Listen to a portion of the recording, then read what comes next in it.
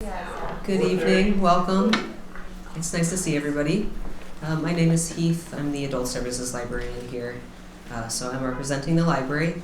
While I have your attention, I'm going to do some very quick plugs for some upcoming presentations and other things that we have going on at the library. Norwood has been very fortunate to be the recipient of funding through the Mass Cultural Council and the Norwood Cultural Council. So I just want to tell you about two of the things that have been funded by those organizations. So we have an upcoming program. It's called Sustainable Gardening Techniques. It will be held on Monday, March 24th at 6 p.m. in this room. And it's covering best practices for sustainable gardening. And it's being presented by two local residents and gardeners. Second, I just want to draw everybody's attention to the seed library, if you're not already aware of it. It's a collection of seeds that are available to all, free of charge. It's downstairs by the door that leads out to the parking lot. If you haven't taken a look at it yet, please do on your way out. There's a binder that you can browse to see what seeds are available, and all of the seeds are sorted and packed so you can just grab them and go. I wanted to just thank NCM for being here tonight and making this available to a broader audience. And I also wanted to thank the Trails Committee for putting this together for us. So I'm going to go ahead and hand it over to Lee.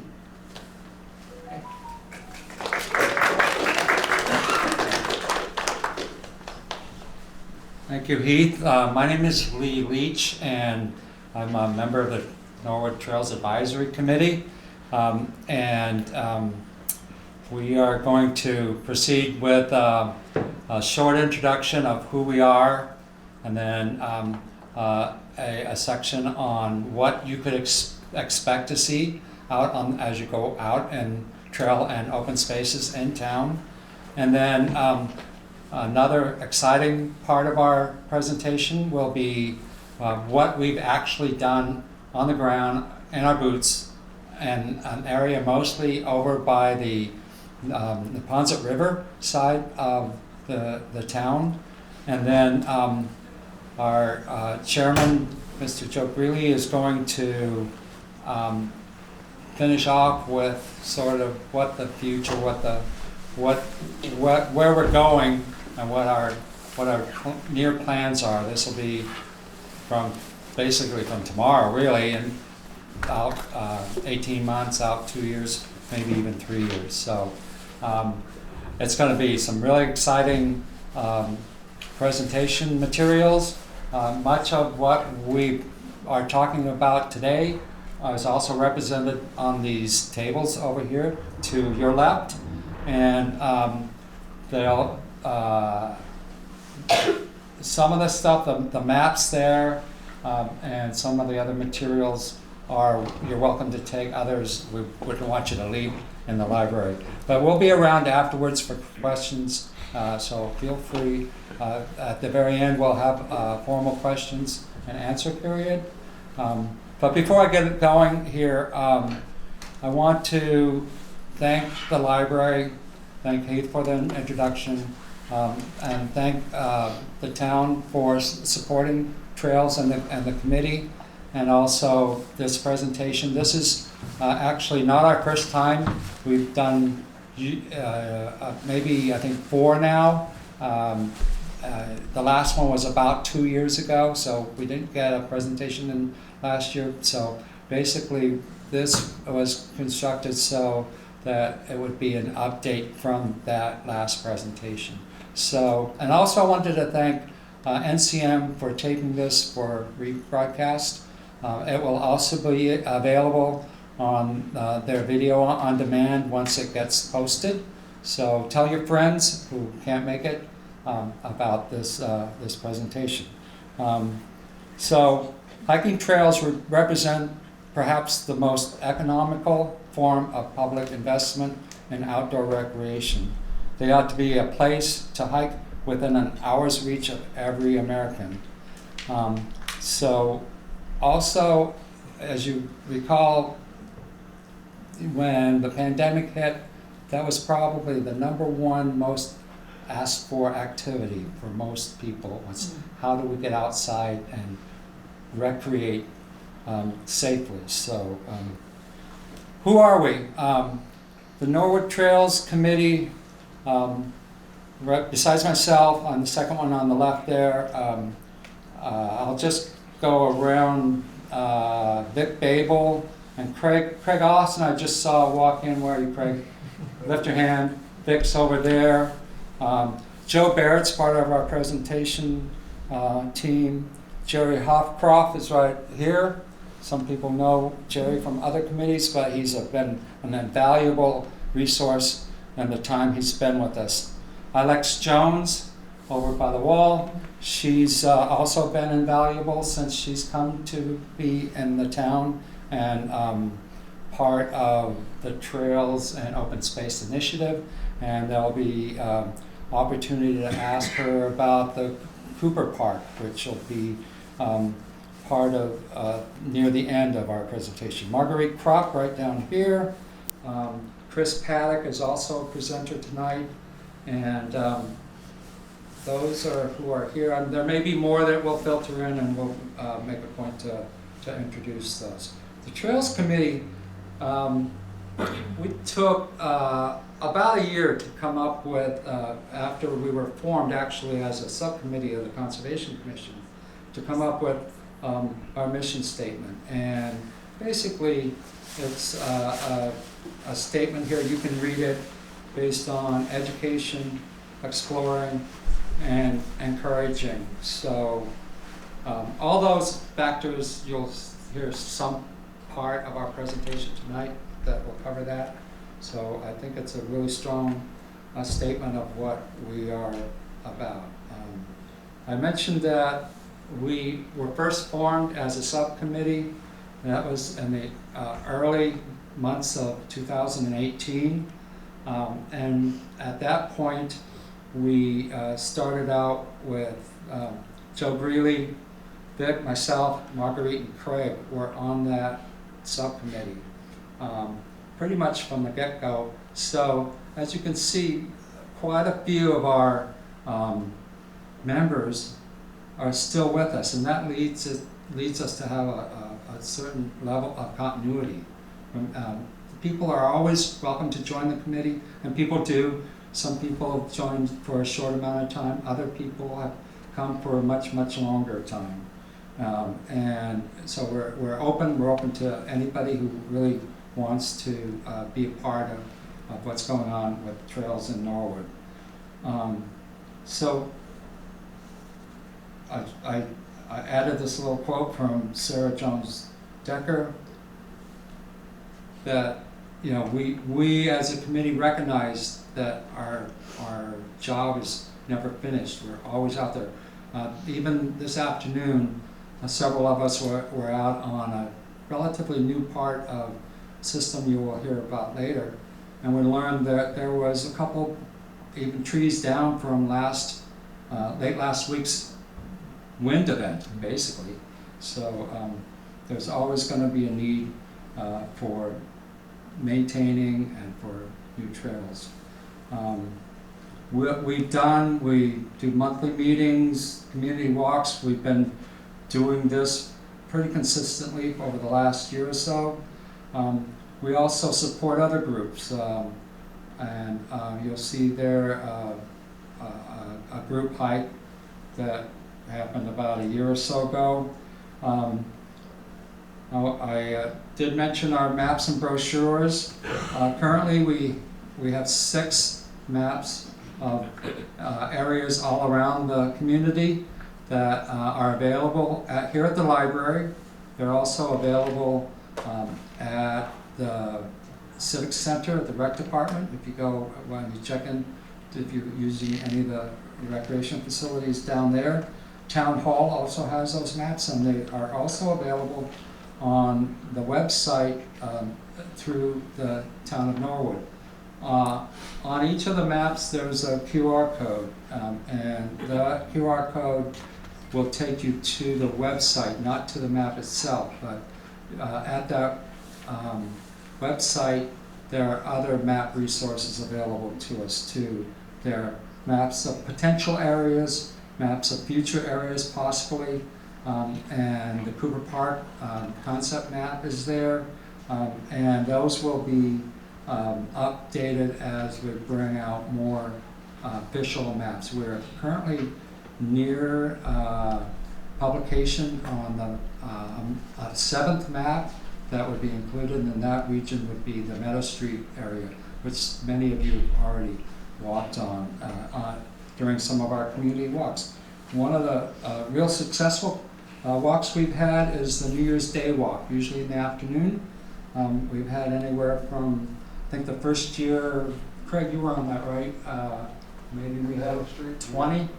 The first year we had a New Year's Day walk. It was pretty well subscribed, we thought, until several years later when 80 people showed up at an area, Purgatory, where the animal control shelter is.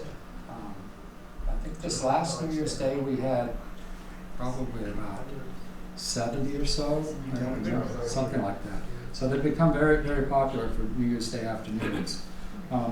We also do trail improvements and coordinate those with different groups, usually people associated with outdoors, but not just those. The Women's Community Committee has made donations for a table that was recently dedicated out near the community gardens. Also Boy Scout Eagle projects. We just, in our last meeting last week, we had an Eagle Scout present to us this concept for an Eagle Scout project, so we'll be working with them. That's not our first one. We probably had about 6 now or so. Obviously we support Leave No Trace actions. If you're on the trail and you happen to find any trash, please pick it up and bring it out. We want to make sure we, as I said earlier, recreate outside responsibly. You can see the last couple.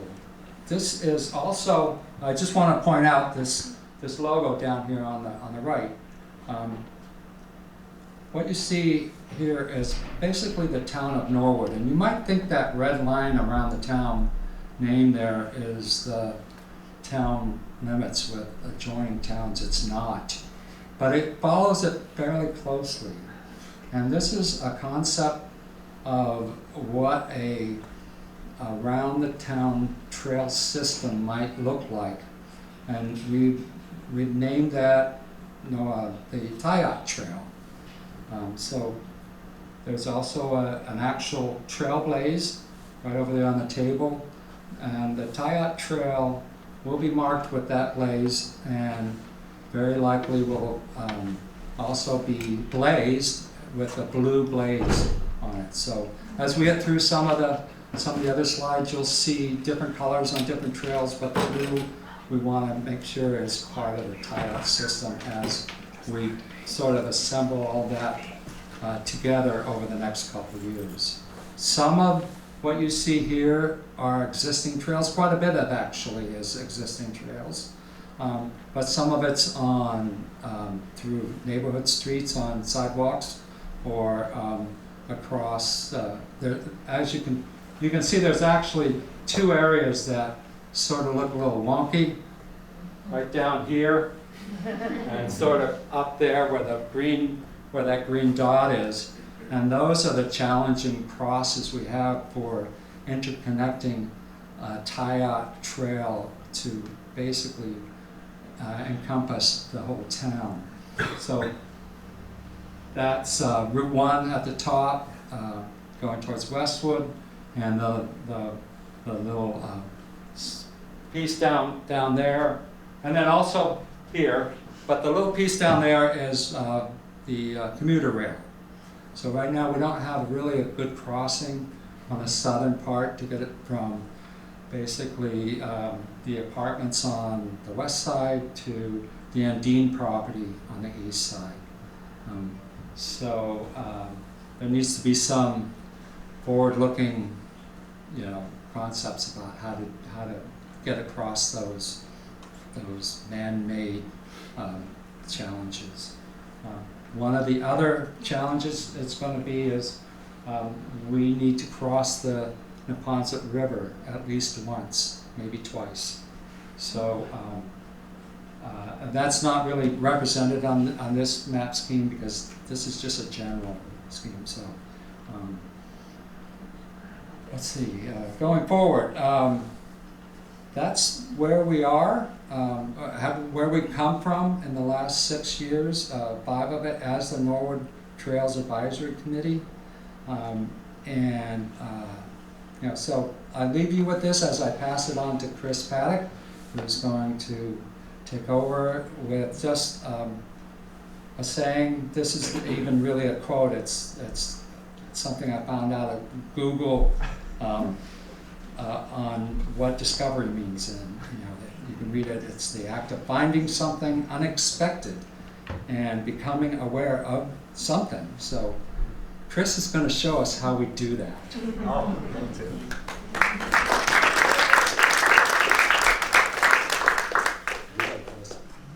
Got the clicker with the laser pointer here. All right. So Lee had asked me to sort of speak to the educational and artistic value of our trails, and this is an update of what we've been up to, for the past couple years. This is certainly what I've been up to out there, which, and a lot of the things I've learned about the trails that if I ever catch your ear about it, I'll talk a lot about.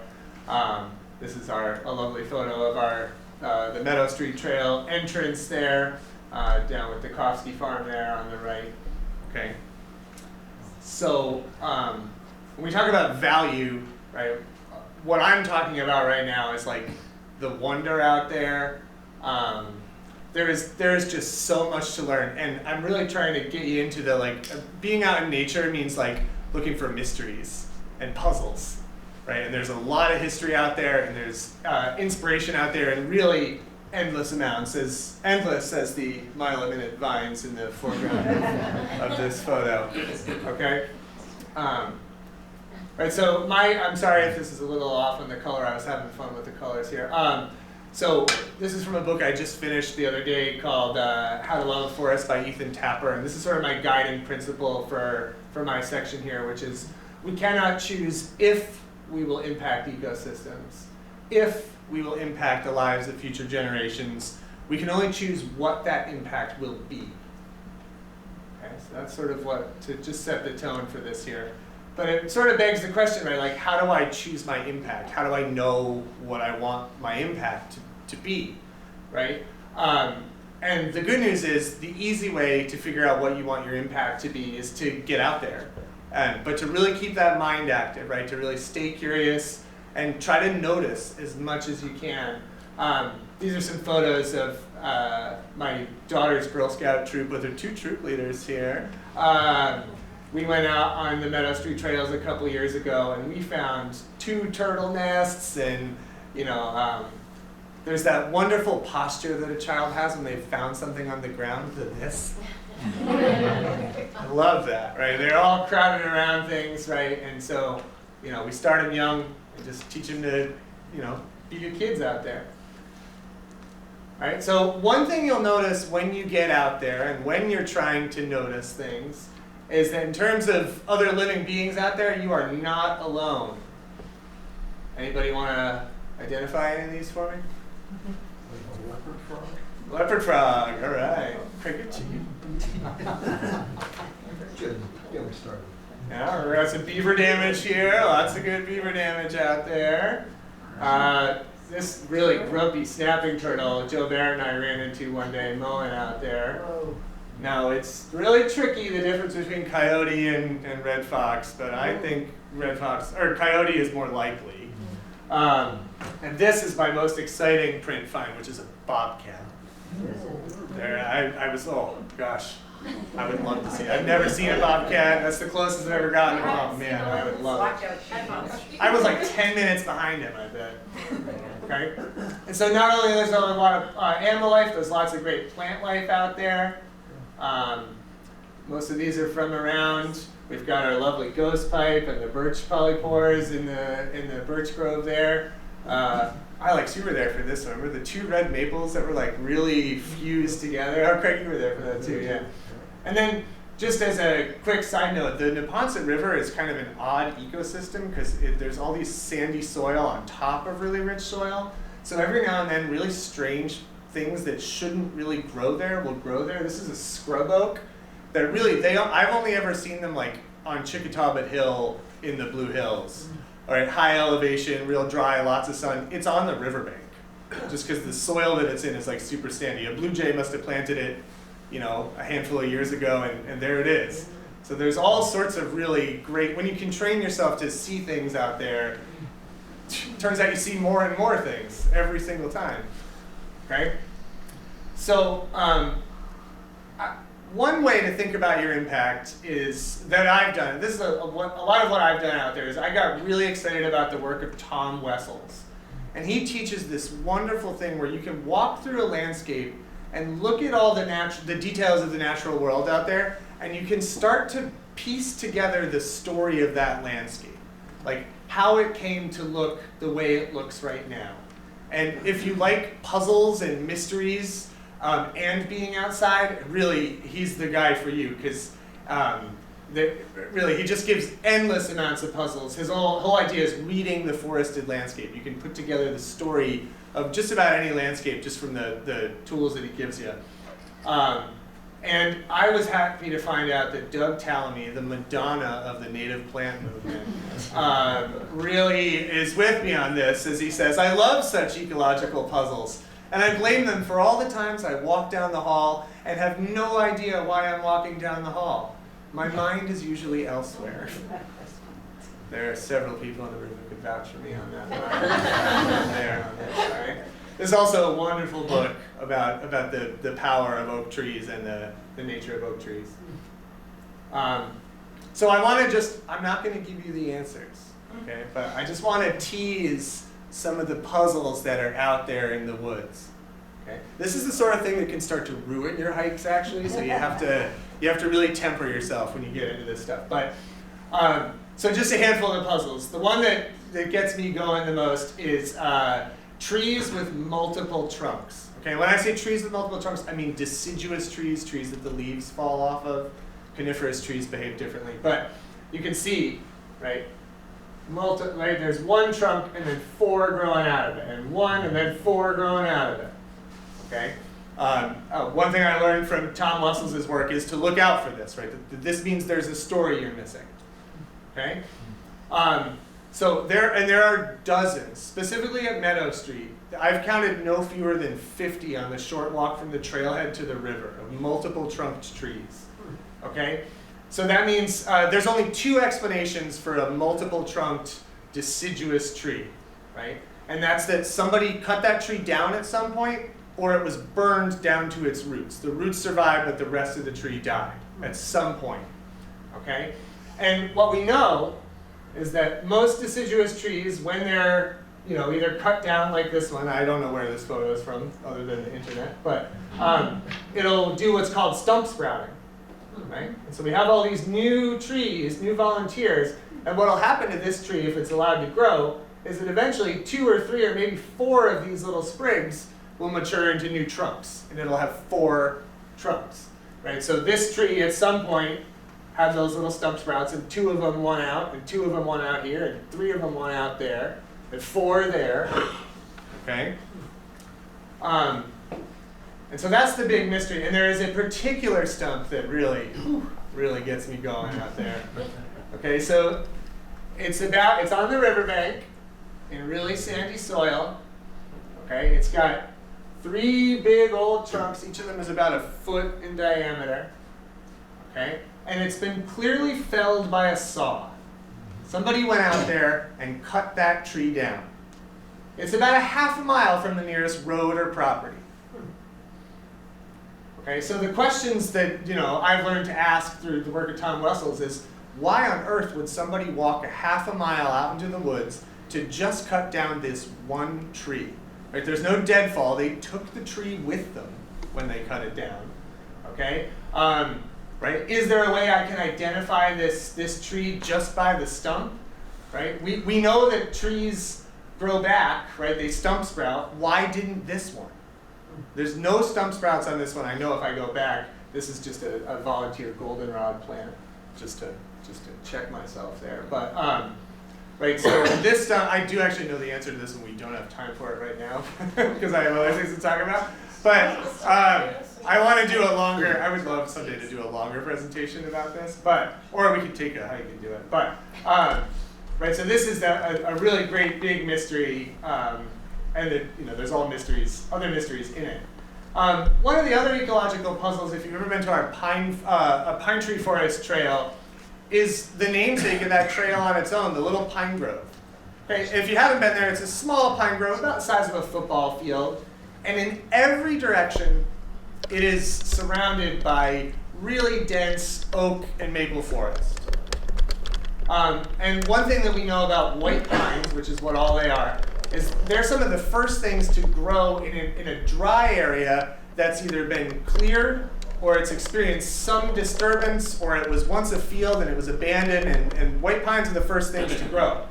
Right? So I have no idea on the answer to this one, right? But the question I always ask when I'm out there, and the answer has to be out there somewhere, I just haven't found it yet, is why on earth would somebody clear just this one area? This is also like a half mile from the nearest road. What happened? Was it, was it natural? Was it man-made? Okay. And then a similar, it's really the same puzzle, but in a different place, is one of Meadow Street's most unique features is these two very small groves of gray birch trees, right? And so same potential story there is that birch trees are some of the first things to take over an area where it's wet, right? They're the first plants to colonize it. So, what was the disturbance that led to the opportunity for this birch grove to be there, right? Is it man-made? Is it natural? Right? So there's lots of stuff to be figured out there. Okay? So without giving away any of the answers to any of this, I do want to I want to give a shout out to the library because I couldn't have done this without them. Any of the answers I got, I couldn't have done without the library. They have some wonderful resources available to everybody, even at home. So they have an archive section of their website. Right? So another thing I just wanted to talk about as an entry point for figuring out your impact in the woods is just making art. Keeping an open eye and being willing to be inspired to make art out in the woods is a great way to just notice the color and the shape of things and to really look closely at things. So I just wanted to showcase, I have a lot of these there's a whole pile over there. Please help yourself. I don't know what I'm going to do with all these. If it's worth doing, it's worth overdoing, and I have overdone it. I did just notice the other day there's this nice tiger swallowtail on the Joe Pyeweed there. This patch of Joe Pyeweed is at our Pine Tree Forest Trail. This is like on the power lines. It is the brightest, pinkest Joe Pyeweed I have ever seen in my life. It's wonderful. And then I made a commemorative print for our first day hike this past year, and especially trying to commemorate what we call Nick's Bridge. The first day hike would not have been possible had this bridge not been there. Water crossing. If this water crossing had not been there. We've also got the birch grove in the back there. Right? And you can see, right, I'm not trying to be super detailed here. I'm just trying to get the general impression of things, which is a great way, being out in nature really helps you to see just the general shape of things. Okay? It's also, nature is a great inspiration when it comes to tie-dye. You see these cuties in their tie-dye t-shirts. I made a whole run. I should not say this. I have tie-dyed every summer for the past couple years, and I have to resist the urge to tie-dye everything I own. So making these t-shirts was a great outlet for me, because otherwise I would have tie-dyed everything. But right, I love this winter color scheme, the like marcescent oak leaves and the brown and the white pine green and a little bit of blue sky there. A nice little peek through there. Okay, and just to end my portion, this is a long quote, but I want to read it out loud. This is from a wonderful book that I would talk about at length. It's by this woman named Ada Govan in Lexington, Massachusetts in 1940. And I really, really love this quote. Okay, so There's something incalculably wholesome in the great out of doors, and the child who grows up in close touch with that domain somehow or other develops the same viewpoint on most things that really count.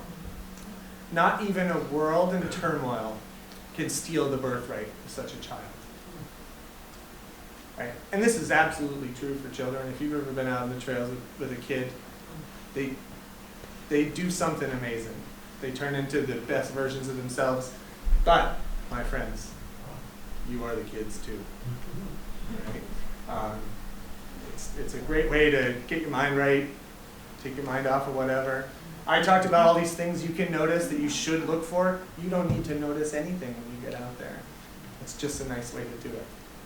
Okay? And I am going to turn things over to my friend Joe Barrett, who's going to talk about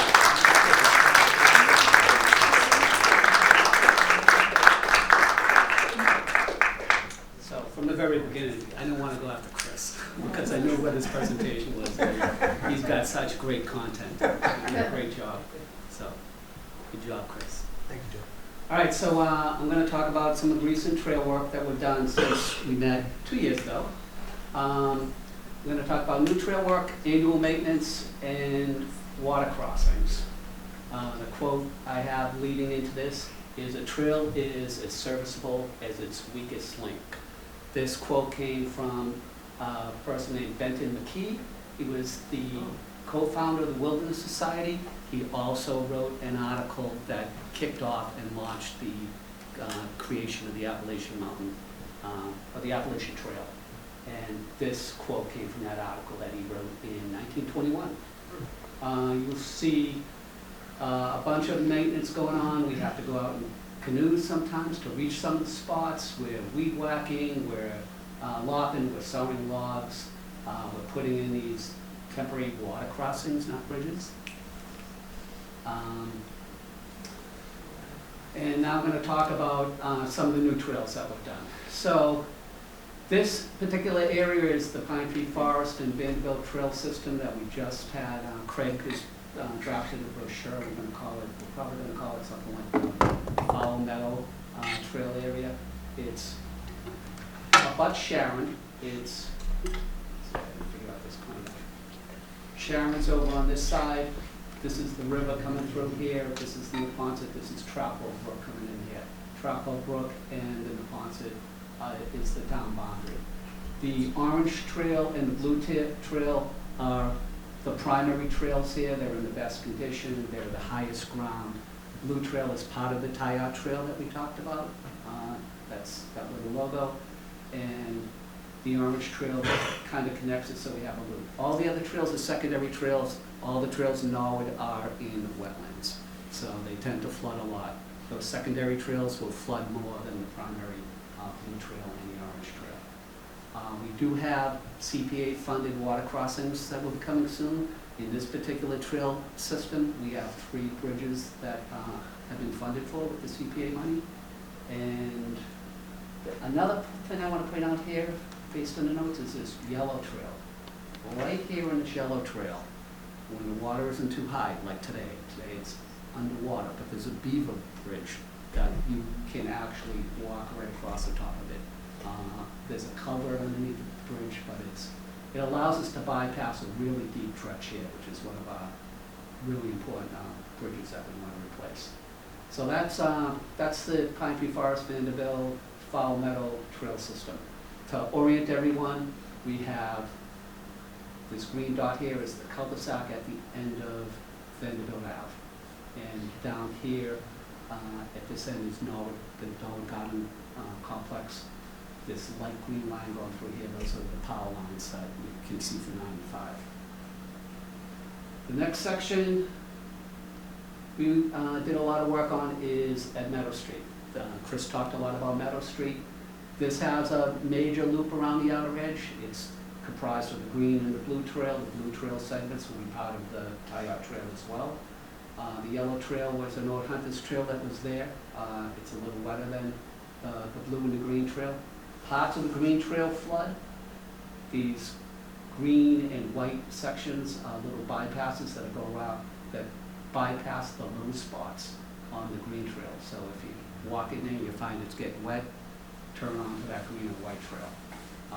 This gray line shooting up here is the sewer easement, which also goes along here, and that head takes you up towards U Drive. So if you're familiar with the neighborhood up on that side of the Ponce Street, U Drive ties in up here towards the sewer easement.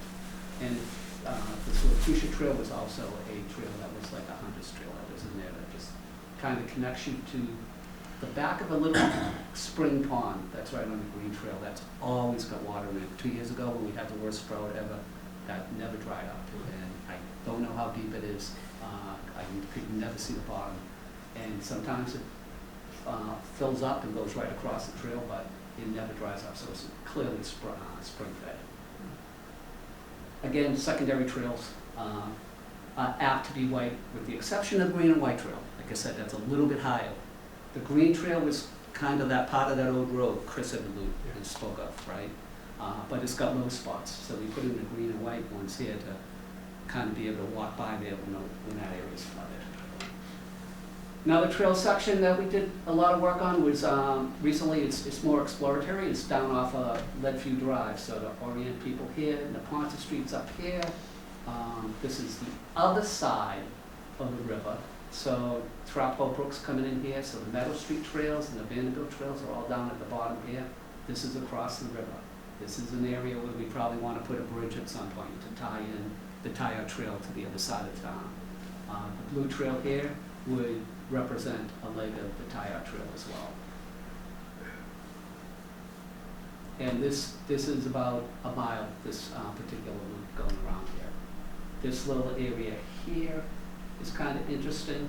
There's berms all around this low-lying pool area. I call it a vernal pool, but I'm not sure how it's fed. It might be fed by overflow from the river, which would mean fish could get in there, which would mean fish could eat the eggs, and it wouldn't qualify as a real vernal pool. But we're going to assess this and try to decide what we're going to do. So maintenance. Maintenance, we saw this slide earlier. I've got a couple of interns here. This is Kevin Broderick. This was last year's summer intern. Oh no, that's me. This is last year's summer intern. Roger Mann, he was a high school kid from Walpole who spent the summer with us. We had an intern from Ireland here the summer before, Thomas Mann. This is our friend Lee out in a canoe. A lot of times we have to paddle past those water crossings we can't get by to do some of the maintenance that is further up the river. And this little quote here came from our local president, John F. Kay, and he was talking about getting kids employed and working on the trails as summer jobs. So we've been lobbying the town pretty hard to continue giving us summer interns. And he talks about them staying at home and wondering what's going to become of their lives. In today's parlance, going to be playing on video games. You know, he'd rather have, if he was here speaking today, he'd say, I'd rather have them working outdoors and playing video games all the time. So, volunteers are sometimes the interns. It's people that are retired, like some of us older folks that are sitting over here. It's some people who are between jobs, some people work weekends, so we have some people who go out weekdays, some people on weekends. And they help us keep just this 12.22 miles is just the Route 1 east side of the Tyout Trail. It's got nothing to do with the trails on the other side, like up behind Father Max and Germany Brook, all those trails. They're not even part of this 12.22 miles. So it's a lot to take care of, and we couldn't do it without volunteers. Water crossings. So we have to permit these water crossings. Chris mentioned Nick's Bridge. This is the Boy Scout troop working on Nick's Bridge here. This is the finished product. This is where it exists on a drawing we have the town engineering department build. This is a permit. So we got help from CPA funding to buy the tools. We bought tools to build these bridges. We're going to build them with volunteers. You'll see us reaching out when it comes time, when everything gets permitted, to build these things. We got a lot of help from the community development department, Highlights' team, to help us trudge our way through the permitting process. process, as you can imagine. Doing the first one was a bit of a challenge and burden. I mentioned that Brewer, the Eagle Star project. So those will be part of 13 bridges that we got the CPA money for. We also have temporary bridges, just to allow us to go out there and continue working, keeping up with the trails, exploring where we might need other bridges. This is a big plank. It's a 4 by 8 by 20 foot long plank that's over by the power lines off Vanderbilt Avenue. Here's our friend Lee, a couple other volunteers, Linda and Donnie, helped put this bridge in that went over this dry spot. If you went out there today, you need boots to walk across the plank, because we did. We walked across it today. It's underwater.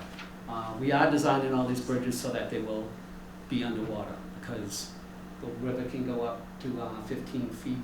The average is 10. So if we're not going to build a bridge for 15 feet high, because you could never get up that high. And our engineer, our resident engineer, Jerry Hopcroft, who's sitting right there, has designed all these bridges for us. Jerry is a former instructor, a professor at Wentworth Institute of Technology, and he designed all these bridges, and he also designs them in the summer at Arcadia National Park. So his designs are spot on, and it's, I always say, sorry Jerry, it's like having a gift from God, having Jerry. And that's it. I'm going to transition to Joe.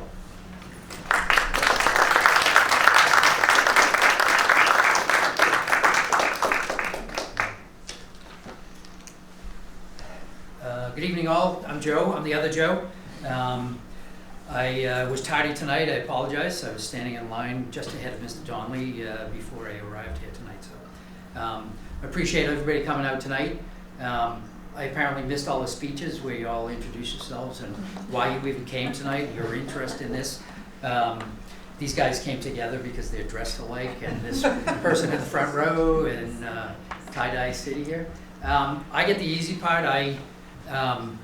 I just, like, I watch in amazement all the work that everybody on our committee does, and everybody that's, you know, associated, you know, the hub and the spoke kind of thing, but we have so much support across the town. People come up to us. I was actually at a wake, and somebody stopped me in line and said, "Aren't you that guy?" And right, people, you know, we don't, the thing about building a trail anywhere or developing a trail is once you finish, until the time that you need to go out again and weed whack, and Joe beats the drum and we all say yes sir, and we all, you know, go out with the weed whackers, we have no idea who's using the trails unless people come back to us. So it really, what we're doing is, you know, if you build it, they will come, and we're just hoping that people come.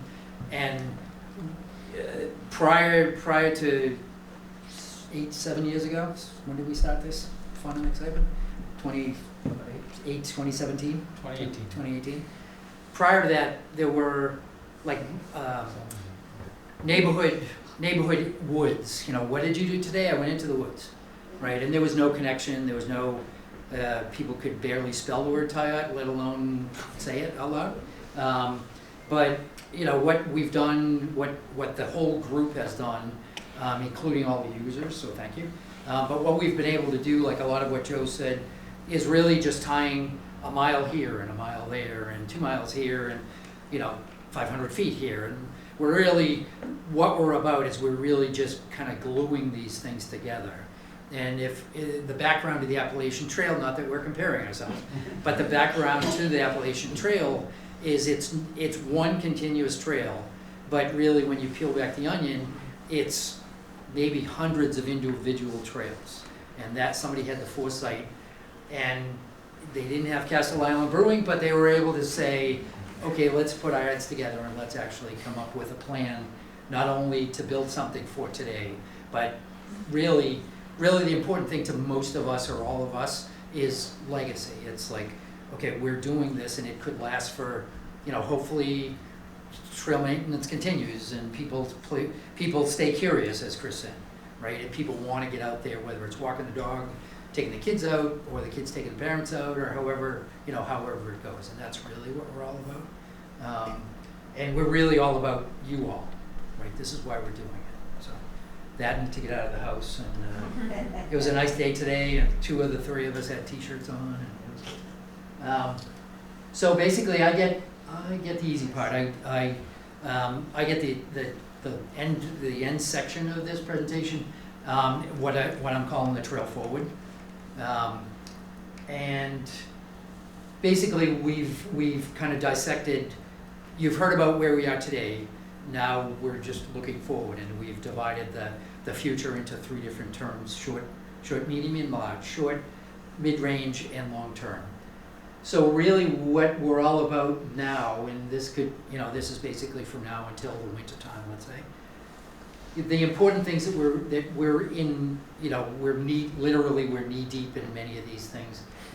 Cooper Park in South Norwood will come online. The ribbon cutting is May 9th at 4:30. 4:30, thank you, Alex. Right, that's this magical 7-acre lot that was originally intended for new car storage. And one thing turned into another, and all of a sudden there's trees there, and deer, and 30+ members of the Balch School faculty who we walked out, and we walked the property last week, and they were, like, you could just see their eyes light up. Talk about stay curious. But the faculty are so excited to have this resource right next door. This is actually a picture of Lee, our man Lee, and Bernie Cooper's wife, Connie. And Connie and the whole family, the whole Cooper clan is super excited. They're all kind of circling the wagons, and they will all be with us on May 9th. So Cooper Park, wayfinding, we touched base a little bit on this, but right now the biggest concern and comment that we always hear is, this was great, I knew roughly where I was going, my dog knew the way, or I just followed my dog, but we don't have enough trail markings on there. So in the trail business, that's called wayfinding. Right now, it's not quite no wayfinding, but that's an area that we're looking to improve. We have a meeting Friday afternoon just to try to gain approval. We've already got approval from the Conservation Commission, because a lot of what we're doing, we want it to last. We want it to be approved. We want it to be safe. I should have said that one first. So that just basically means we need to get approvals and make sure that the town, in an amazing way, the town is behind us. But we want to make sure that we're dotting the i's and crossing the t's. So this last slide over here. But this is basically what our posts will look like. It won't be as sexy as that, but we will have intersection markers, etc. So people can actually, if I go left on the yellow trail, I'll be out for half an hour. If I take a right on the red trail, whatever. So we all need a map. We all need a map in life, and that's the map that we're going to introduce here. We've got a subcommittee in the works we're building a list of easements. A lot of, basically Norwood is 10 square miles. Everybody complains about housing, and you can't, every single parcel that's bigger than a stamp, somebody has built something on it. But in spite of that, we've managed to, glue together 20 miles of a tie-up trail. But it's not all perfect, and it's not all user-ready yet because of, crossing the need to cross private property, or hopefully someday cross the train tracks safely, right? But every one of those crossings, private property, etc., we want to do it right. We want to get access the right way. So that's the access easements. So we're right in the midst of that. Trail running, it's amazing. Every time we go out on the trail, we see runners, we see mountain bikers, we see dog walkers, we see any number of things on the trails. So we want to try to, we're not trying to be all things to all people, but we want to try to offer variety and offer meet people where they are. So what people are main interest, whether it's okay, this ground was something occurred in this part of town, so let's try to do some homework and try to determine what happened. We do have the potential on this side here. We do have a potential for at least a couple of miles worth of a water trail, like Dedham, town of Dedham. They have a Dedham Trails Committee. They actually have a water trail, so it's on the Charles River, and it's 8 miles long, I think. But there are put-ins and portages involved, but that's another one of their trail maps. We've got we've got Lewis and Clark here, I think. Isn't it? Chris and Joe out on a The maiden voyage. the maiden voyage of the Babel. The Babel canoe. Two maidens? No, we're not calling maidens today. So that's 0 to 12 months, if you will. The mid-range is, the year after this, next year, 2026. The tie-out trail completion, and we do have a map, but Joe showed the town-wide map, but we do have a poster that's we'll put up afterwards. But the tie-out trail is kind of the culmination of literally more than a year of blood, sweat, tears, bugs, poison ivy, you name it. Only a couple of people have fallen in the river, etc. So, and the biggest challenge, and luckily we've got a couple of folks here from Neponset River Watershed Association. Thank you. But one of the biggest challenges for us is the river. Like it's a partner, but it's also a challenge at the same time, because as yesterday and the night before last, we had a decent amount of rain. So we don't have. I didn't specifically put that gauge measurement on the slide, but yes, between yesterday morning and this afternoon, the river went up 2 feet. Right, 2 feet in a day. 2.1. 2.1 feet. Thank you. Right, we do follow this Neponset. So many points along the Neponset, there are water gauges, and that determines the gauges identify flow and height, elevation of the water and conditions in the water. And so basically, you can see in another world we call it the hockey stick effect, where recently some water event, rain or what have you, may take place, and there's talk about the stormwater impact, right? And now we know we're finding out where all the water is gone, right? And then from Norwood, it just keeps going merrily on its way down the Neponset and ends up in Dorchester and Boston Harbor, right? So that's the whole concept of the tie-out trail, land surrounded by water. We also, I don't know if it was mentioned, but we hesitate to call any of the water crossings. We're building bridges. And did anybody talk about that anyway? But the reason is that, thank you, because I'm famous for getting in trouble. But the reason we don't want to call it a bridge is because the bridge denotes more permits and Army Corps of Engineers, special footers and more bugs, right? So we try to not call it a bridge, but they're all bridges basically. Several elevated water. This is a picture. This is a photo of a kiosk on the Germany Brook Trail. We've got just on Germany Brook. We've got 2 examples of Boy Scout, Eagle Scout projects coming forward. This kiosk has it's got a twin right behind Father Max. This happens to be at the intersection of that trail and Winter Street, right? So that's at the intersection where it crosses Winter Street. Lots of, it's big enough where it allows us to put in not only a map, but UR with a little UR here flag, but also, basically, be on the lookout for coyotes or ticks or you name it, opportunities. We also have a copy of our QR code in there that anybody can scan the QR code and look further into it. We also have what we call tie-out connections. And I apologize, I think we cut off a couple of them at the bottom here. But so if you picture the scenic town in Norwood, it's almost a diamond, a 10 square miles, but set on the point. In the bottom, nothing personal, but it's East Walpole, our friends from Walpole. We have a representative for the Walpole Trails Committee here today. On the east side, we've got Route 95, but we're working closely with the Canton Bike, Walk and Run Club. So that's their version of their Trails Committee. We've also got Signal Hill in Canton, which is trustees of the reservations property. And DCR has the Farnham Conley Trail just on the other side on Neponset Street, just on the other side Route 95. On the north side, we've got the Blue Hills, right? The whole Fowl Meadow connection. We are related through Fowl Meadow. We do a lot of work with the Friends of the Blue Hills especially, and they've actually come to a couple of our meetings, and they've volunteered a lot of expertise as well.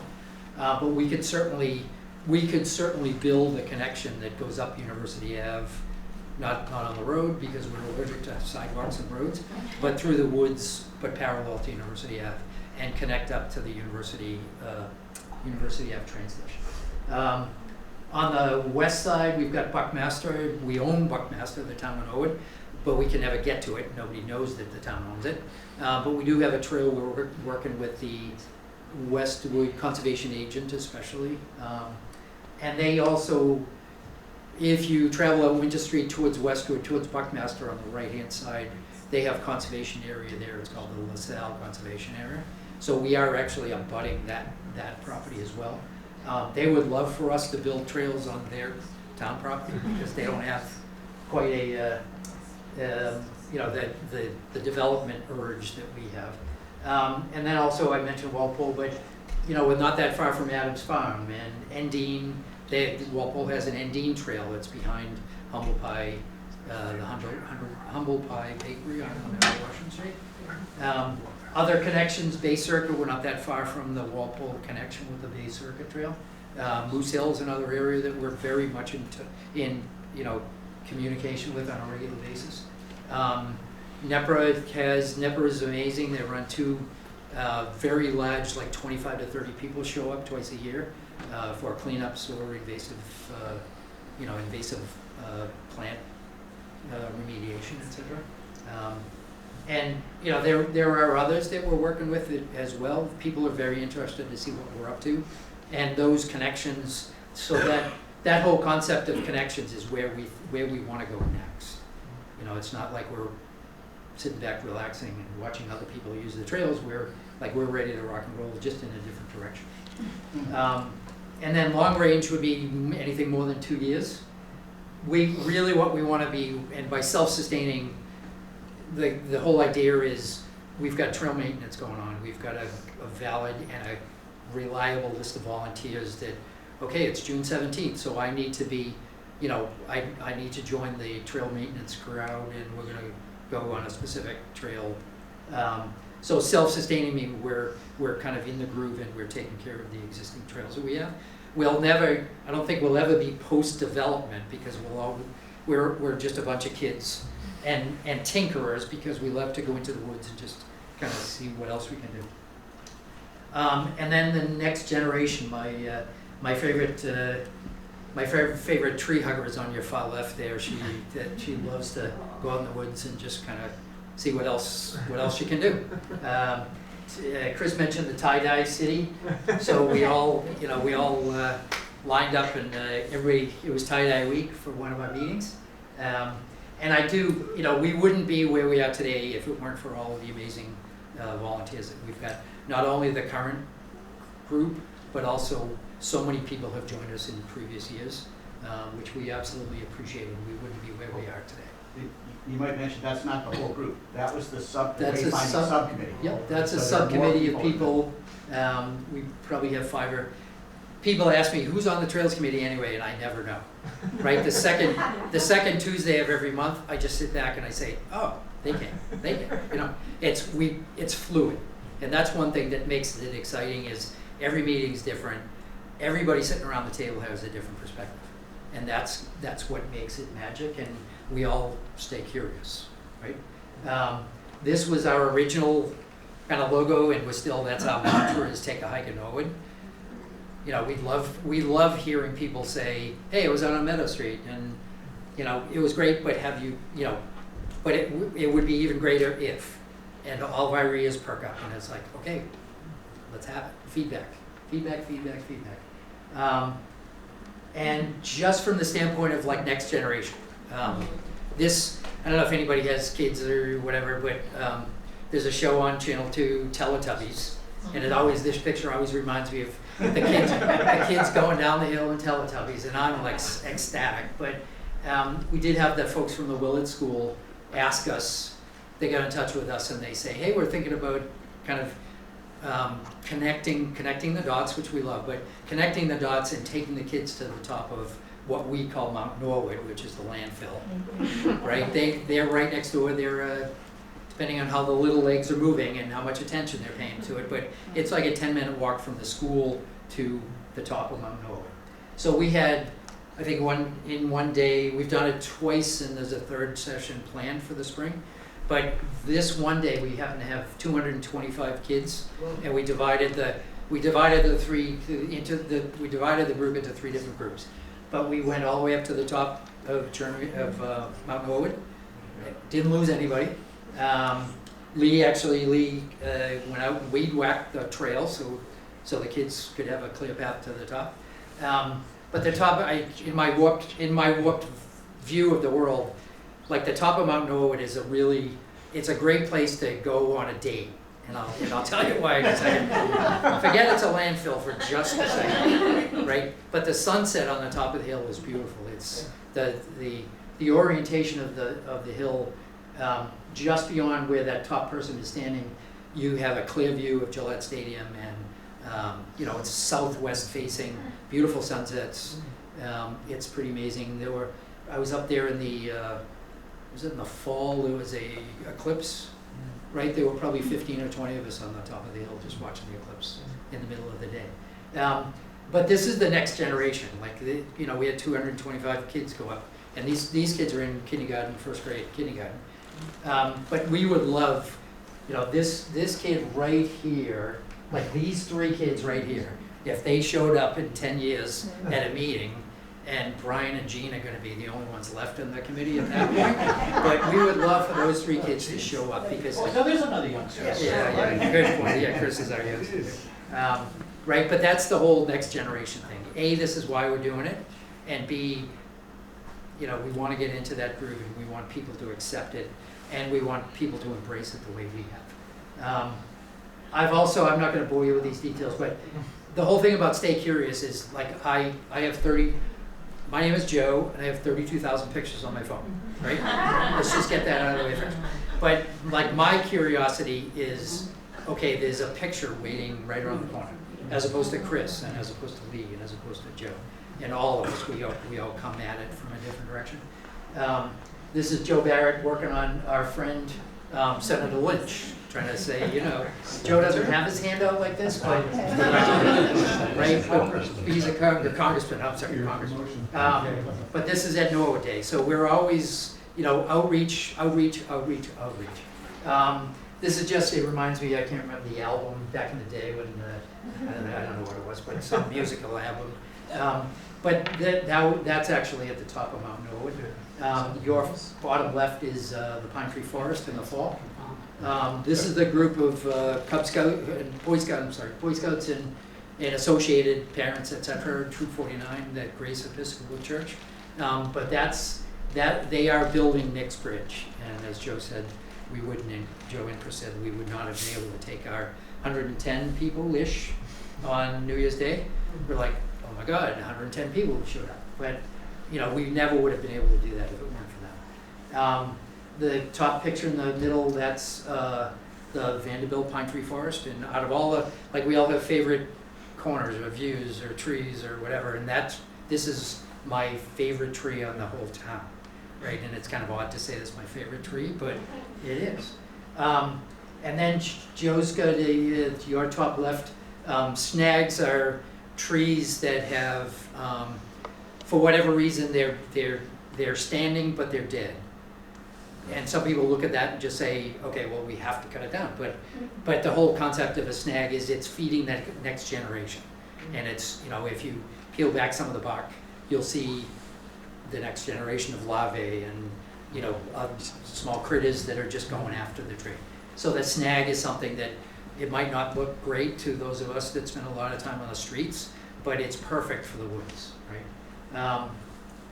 So I just kind of leave you. I actually came to these guys with 27 pictures, and I'm not going to show all of them. But so we definitely wanted to. We're thank you for your patience, and we did start a little bit late, but we want to spend the rest of the time tonight on comments, questions, Q&A. But this quote is a perfect way to close up. LBJ, you know, we're talking 40 plus years ago. Above all, we must maintain the chance for contact with beauty. When the chance dies, a light in all of us dies.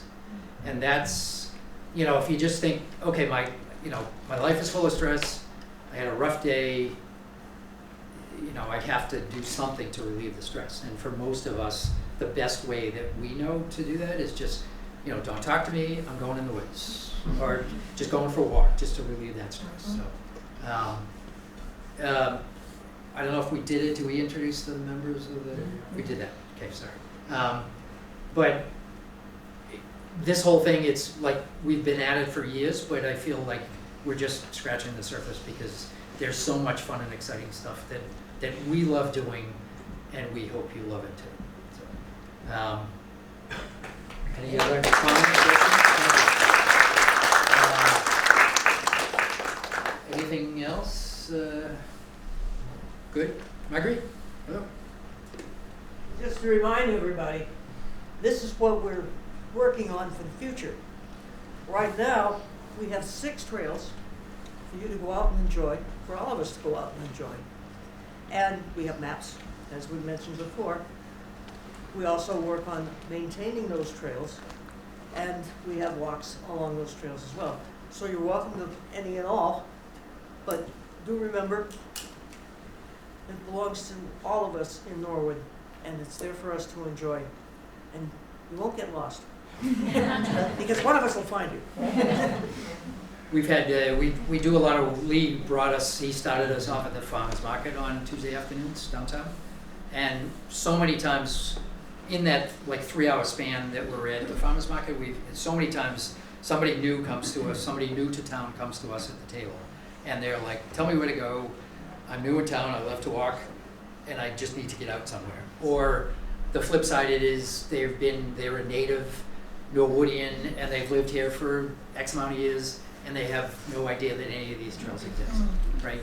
We love whatever the case might be. You know, we love that feedback. So. Yes. Yeah. I just wanted to say, like as a segue, I grew up on Hazelwood Drive, which is parallel to Meadow, and those woods in the back were just the woods where we like dumped leaves and other, you know, nefarious things happen in the woods. I was one of the people who came to your first day hike, and it was amazing. And just as someone who grew up in that actual neighborhood, to have those trails right there, it was really special. I also have 3 sons who are in the Scouts. One just became a Boy Scout, same troop as Nick. So I can guarantee you have at least 3 more crossings that you can count on in the next, you know, over the next decade. You can count on at least 3 more crossings. So, yeah. Our bridges for crossings, right? We actually had a scout come to us 2 weeks ago or so, and he was looking for an Eagle project, and we kind of morphed and evolved and stuff. And we haven't determined what this means yet, but he and his troop are volunteering to put up kiosks, plural, across town, basically where we want them to go. So we love, you know, whether it's corporate, you know, a corporate service, day of service, or scouts, you know, anybody is always welcome. Love to have. It's Yash from Troop 42, right? Yash from Troop 42. Sorry. What? Do you have planned volunteer days, like a monthly volunteer day?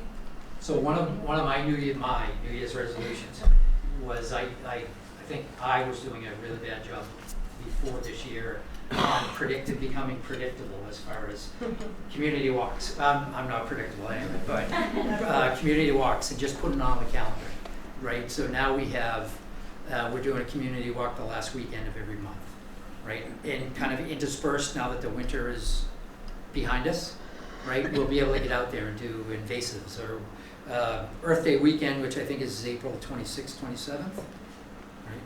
Katie's not in her head. So we have 2 back-to-back cleanups. One's a cleanup and one's an invasive day. So yes, we will get to that point of having a more predictable, reliable outing. So, thank you. How would I find out which day of the last weekend of every month and what time and where I would go if I wanted to join a monthly walk? Does that Yeah. information live somewhere? All of these are magical questions.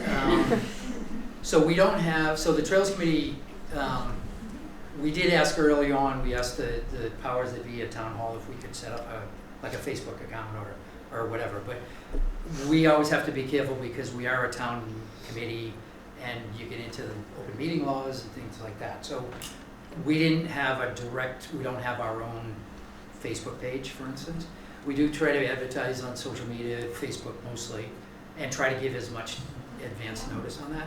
So at least for the last 3 months, we've been, putting out a notice now for the end of the month, site, time, day, etc. And so at this point, it's social media only, but that's, Which websites would they look for? Which so they're not on websites, they're which on, Facebook would they look? the dreaded Norwood Now Facebook page. We got kicked off. Oh, okay. We also try to copy it onto that Celebrate. There's another one, Celebrate Norwood. That's a second one that we posted as well. I would volunteer to cross-post on the Norwood Conservation Commission's Facebook Okay. page if you Yeah. tell me. Thank you. Volunteer, there's magic to our ears.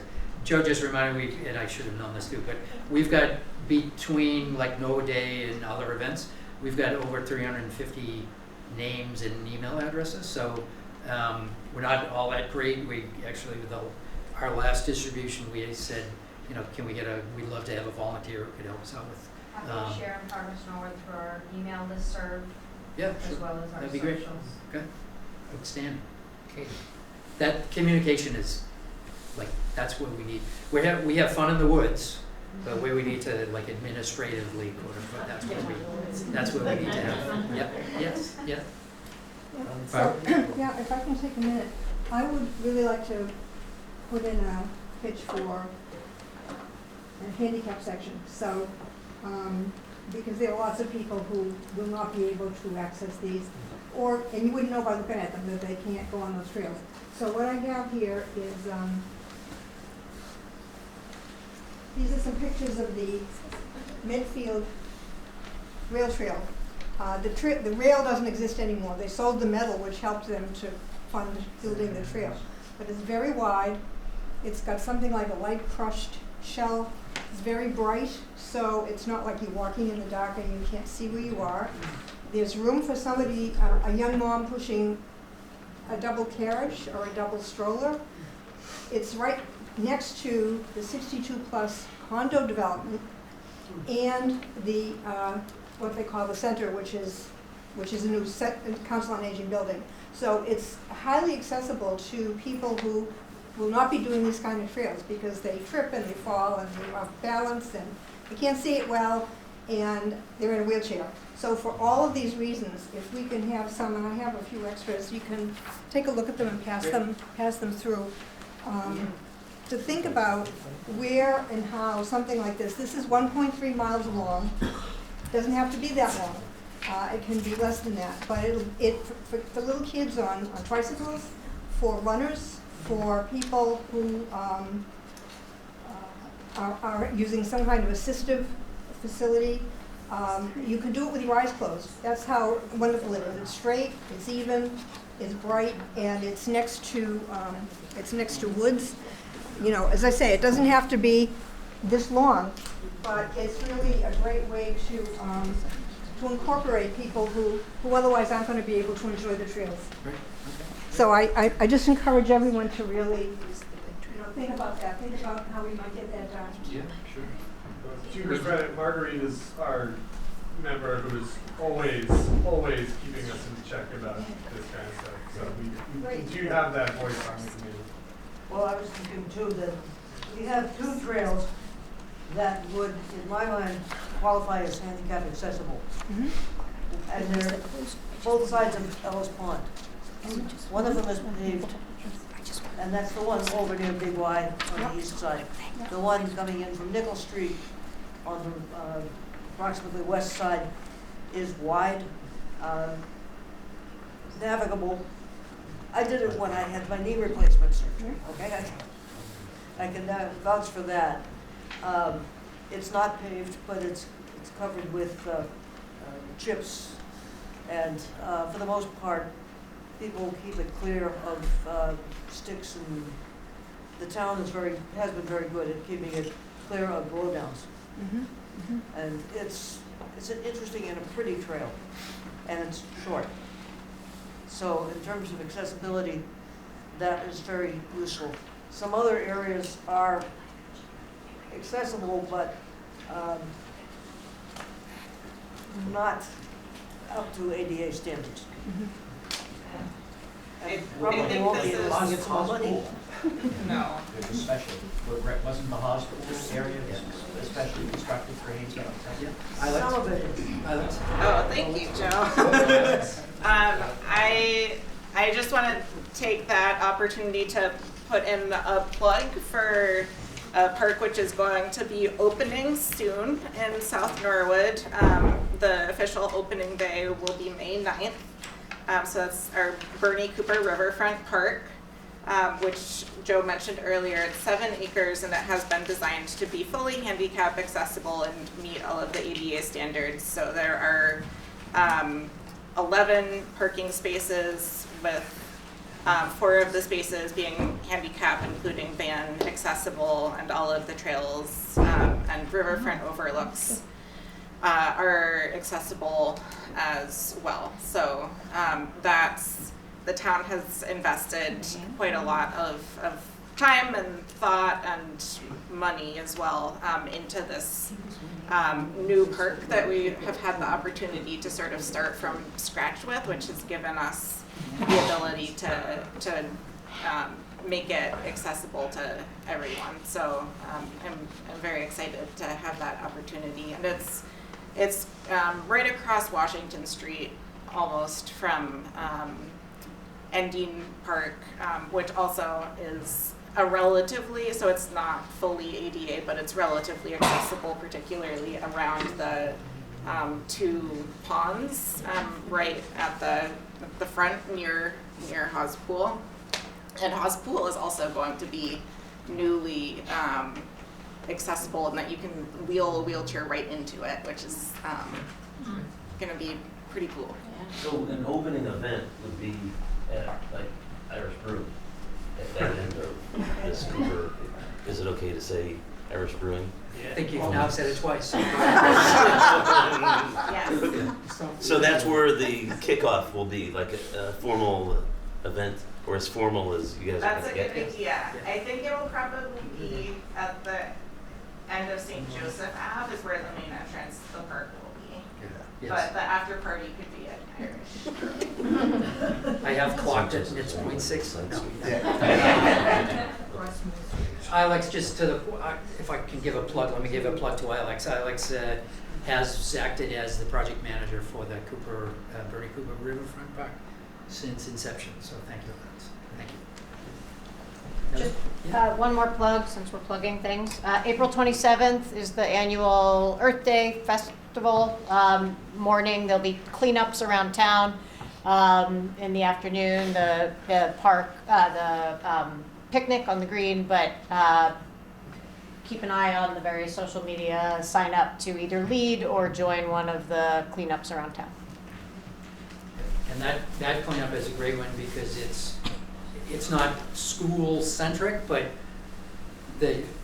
all you rock stars who manage that, you tend to send a crew out to every one of the elementary schools especially, but all the schools. So, And we're always open to people starting a new cleanup spot as well. It just takes 1 or 2 people to volunteer to sort of be in charge of that spot. And Heather is accepting volunteers right now. Yes. Oh, me? Okay. Hi.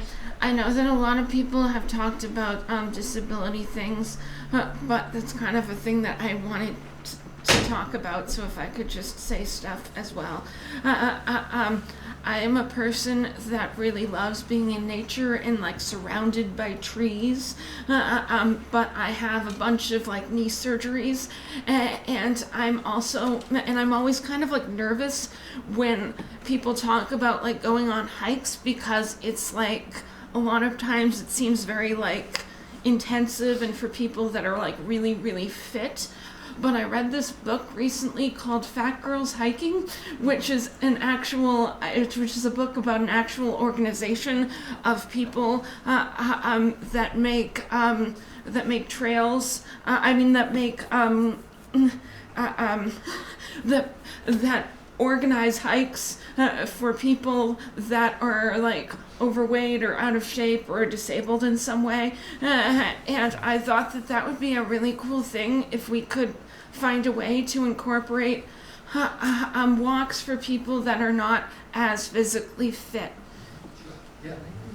I've got one friend who, not to equate it, but that's a great idea. I've got one friend who's a nerd. He'd say, "I am nerd," he says. But he makes Chris look like a bookworm and an accountant, because he would get lost in any one of these woods because he loves science. He's a STEM person, right? So that just points to the fact that different people, like if you build it, meet people where they are is a phrase that says, try to identify your audience and what do they like to do and where do they want to do it. So that's a perfect example.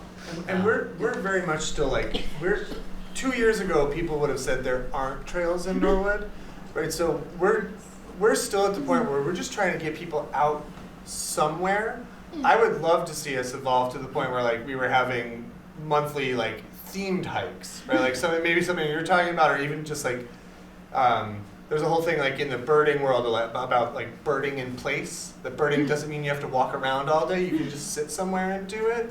But those kind of like targeted hikes are something I would love to see us move into, in the future, for sure.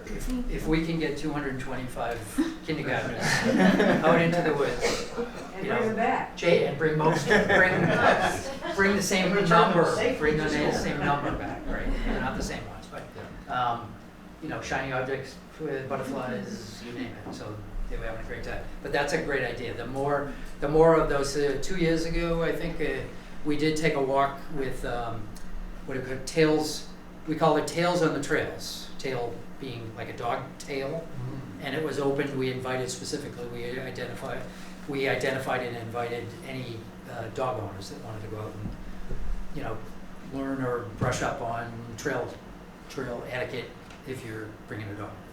So, but we love that kind of, pretty much the sky's the limit. So, any questions? I got one thing to add. We do we always have our eyes open to try to see where we can access some more property to string things together and weave the necklace together, if you will. And you mentioned a rail. There's no longer a bridge at Moore Street. If it stays that way, it's an unviable train track there, and so somewhere down the road that might be a possibility. Yeah. Walpole, the town of Walpole is they're beyond the brainstorming segment, but there is a trail that comes up. It's a former rail trail, or an existing rail trail that comes up from Rhode Island, and it's called the Metacomet Greenway, and that's exactly what it is. It's an abandoned train rail line that comes out of, I don't know where, I forget where it is in Rhode Island, but Cumberland. Cumberland, okay. So it goes from Cumberland to what's the next? Rentham. Rentham.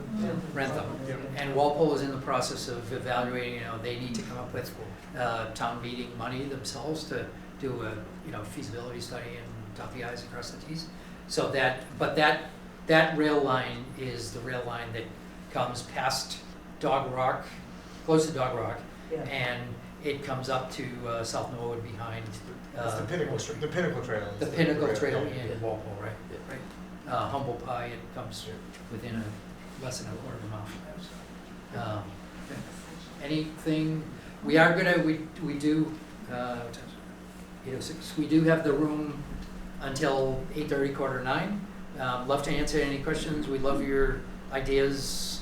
suggestions on where to go next. I mean, that's what we're off doing what we're, doing what we're doing, but we also love any, ideas on where to go next, so, yes, yeah. Would you ever consider putting like a video together, like through maybe collaborating with NCM and like putting it on like YouTube so that we could share it? I know you don't have your own social media or website, but like so that people can be introduced to all the different trails. Because yes, we have these maps, which my children have gathered throughout Norwood. But just sharing the video with other people that you meet, be like, oh yeah, this is the trailhead, and like having one of you or many of you kind of give like a little bit of a tour. Yeah. So yes. Your first question was, have you considered? Have you considered? But we would love to embark further on that. When COVID first came, or that thing called COVID first came out, within 2 to 3 months of March, March 13th or whatever that date was,